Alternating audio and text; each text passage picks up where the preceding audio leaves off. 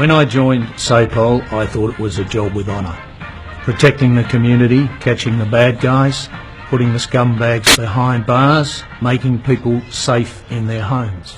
But it's not like that. We're tax collectors. This goes to the very top. It goes to headquarters. It's a culture. It comes from the Commissioner and trickles down. It's the sound we hate, even when we're right.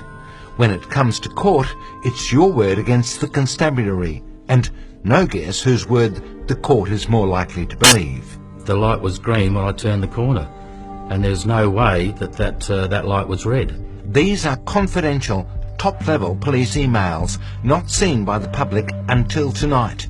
They come from inspector ranks, written proof that police have official targets, that cops are obliged to book a minimum number of fellow South Australians, whether they've committed a crime or not.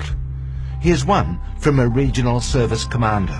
I now require a report from each team sergeant and officer in charge of each station, how they plan to achieve their weekly benchmarks. I do not want a list of excuses. I require your plans as to how you will achieve this task.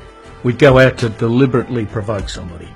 We'd go outside a pub or a nightclub, approach somebody, try and stir them up, try and provoke them, and if we got the required reaction, we'd grab them.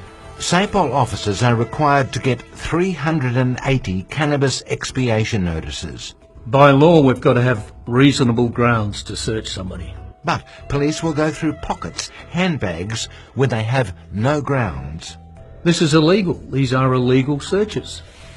We're breaking the law. Drivers are most vulnerable, even when there's no road safety issue involved. We'd wait at a stop sign, what we call a rolling stop. The car had to move only a couple of inches, just the barest minimum. We'd ping them. Basically know that means you've got to get out there and bring in the loot for the government. It's working. Government wants us to speed. It's in the budget. Labor banks on fining us $145 million a year, and fines cost 2 to 3 times more here than in, say, Queensland, even for non-safety issues like not showing a P-plate or the easier gotcha, tow balls that partially obscure a number plate. This is part of the strategy that's been pushed down by government onto the police department to bring in as much money as they possibly can. Owen Godfrey is a former Staff Force officer, 16 years in the force, now a road safety campaigner opposed to high fines for trivial offences. It's easy money, and they can always couch it in terms of, well, it's about road safety, which of course they know is a load of rubbish, and police knows a load of rubbish, and it just seems that everybody's having to live this lie constantly. The road toll and road accidents have rather remained static and plateaued, or in actual fact, in a lot of cases, they have climbed. If you fell behind, you got a rocket up your ass. This is what we called the Wooden Spoon Award. It's a competition. We have teams 1 to 5, and the team with the least amount of arrests and expiations wins the Wooden Spoon Award. It's humiliating. Nothing to do with road safety. They cop the fine. We don't get the Wooden Spoon Award. Just touching a white line like this one, a stiff fine.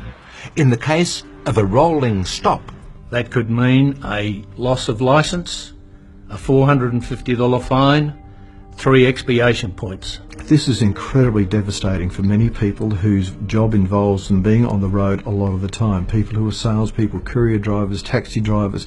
If they lose their licence, they can lose their job or lose their business, lose their homes.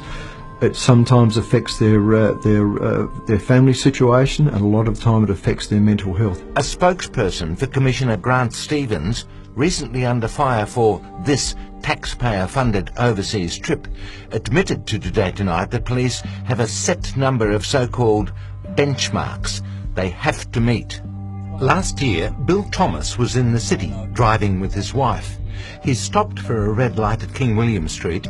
It turned green. He went around the corner and police were behind him. Let's go siren on. I've got to pull over. Bill went to court 5 times before being acquitted. Would have been a lot cheaper for you to actually just have paid the fine. Sure, but there's a principle too. You want to clear your name, and yes, sure, I could have taken the easy way out and paid $487 and had a driving record. Bill's case was widely talked about within SAPOL. Last week, Bill was at a surfers club when a stranger approached. And he said, I'm a retired police officer. And he said, I know what happened. They're after a quota. These targets are a danger to SAPOL. In the country, a police officer would know most of the people in the community. If he pulls somebody over and books him, and he knows it's unfair, there are no dulls out there. Off duty, he's not talked to at the local footy, his kids' footy matches, the netball matches. He's ostracised. So from being a respected member of the community, a police officer, he's now an outcast. There are a lot of decent cops, but what do? We've got to make targets, and we want to keep our jobs.